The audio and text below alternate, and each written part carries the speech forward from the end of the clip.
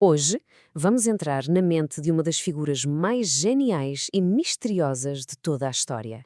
Pensem nisto por um segundo. Parece saído de um filme, não é? Um inventor, engenheiro, cientista e artista, tudo na mesma pessoa. Mas e se isto não for ficção? Pois é, esta pessoa existiu mesmo, e o nome dela era Leonardo da Vinci. O mesmo Leonardo da Mona Lisa foi também a mente brilhante por trás de invenções que pareciam impossíveis para a sua época.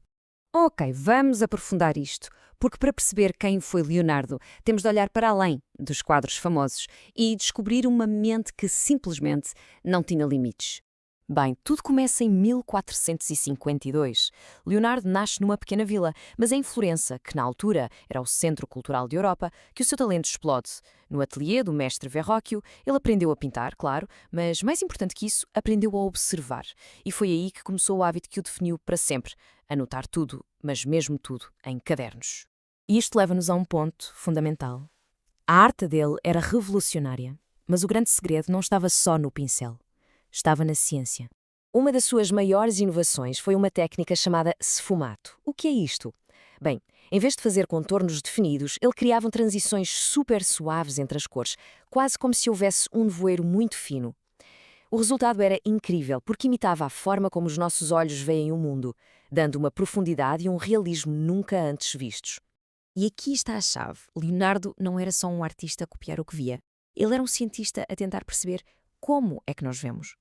Ele estudou ótica, como é que a luz bate nos objetos, como é que as sombras se criam, e só depois de perceber a ciência é que ele ia pintar. A Última Ceia é o exemplo perfeito disto. Ele experimentou com a mistura de tintas para ter cores mais vivas, usou matemática para criar uma perspectiva que nos leva a olhar diretamente para o centro, e passou meses a observar pessoas na rua só para conseguir captar emoções verdadeiras nos rostos. E a escala? Aquela mesa teria quase 9 metros de comprimento, é maior do que muitos autocarros. Cada detalhe foi pensado cientificamente. Mas a curiosidade dele não parava na luz e na sombra. Ele quis ir mais fundo. E quando digo mais fundo, é mesmo no sentido literal. Para pintar o corpo humano de forma perfeita, ele achava que precisava de o entender por dentro. Por isso, fez algo que era absolutamente chocante para a época. Fez dezenas de dissecações em cadáveres para ver com os próprios olhos como é que os músculos, os ossos e os órgãos funcionavam. E o que ele descobriu foi espantoso. Ele mapeou o corpo com uma precisão incrível. Foi um dos primeiros a desenhar a curvatura da nossa coluna vertebral corretamente e até usou desenhos em corte, como se cortasse uma maçã ao meio, para mostrar o interior das coisas. Uma técnica que só se tornou comum na ciência muitos anos depois. O seu famoso desenho, o Homem Vitruviano, é a fusão perfeita de tudo isto. Por um lado é arte, a celebrar a beleza do corpo, por outro é pura ciência, a mostrar como as proporções humanas se encaixam na perfeição, num círculo e num quadrado, como se o corpo fosse um reflexo da geometria do universo. Mas ele não ficava só pelas ideias e pelos desenhos. Leonardo era um inventor super prático, que desenhava máquinas tanto para melhorar cidades como para as defender em tempos de guerra.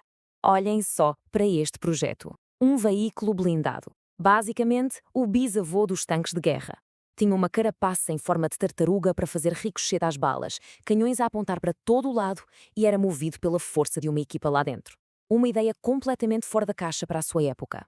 E a lista não para. Ele desenhou pontes que se podiam montar e desmontar em minutos. Catapultas enormes e até robôs. Sim, a sério. Ele projetou um cavaleiro mecânico que se sentava e mexia os braços. E um leão que andava sozinho. Robótica há mais de 500 anos.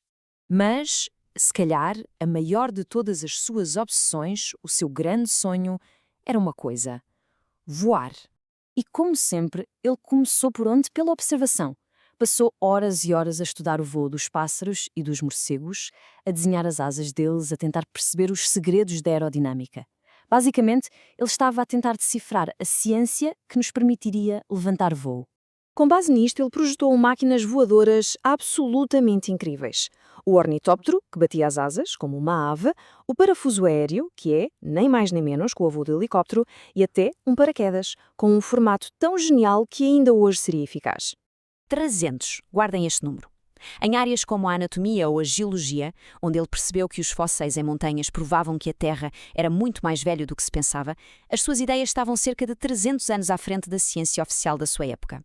Então, a grande pergunta é: como é que sabemos isto tudo? Como é que estas ideias geniais não se perderam? A resposta está no seu maior tesouro. Os seus cadernos, milhares e milhares de páginas onde ele registou todas as suas ideias, observações, desenhos e invenções. É como ter um mapa direto para dentro da sua mente genial. E para tornar tudo ainda mais misterioso, grande parte do que ele escreveu foi em escrita especular, ou seja, da direita para a esquerda. A única forma de ele ler facilmente é com um espelho. Era uma espécie de código secreto para proteger as suas ideias. No fundo, estes cadernos mostram-nos a verdade mais importante sobre Leonardo. Para ele, não existia uma linha a separar a arte, a ciência e a engenharia. Eram apenas ferramentas diferentes para explorar a mesma coisa. Como é que o mundo funciona? Para ele, estava tudo ligado. E isto deixa-nos com uma última reflexão. Se, tal como Leonardo, tivéssemos um caderno em branco e uma curiosidade sem fim, o que é que iríamos querer aprender? O que é que íamos desenhar, inventar ou descobrir? A busca dele pode ter terminado, mas a nossa pode começar agora mesmo.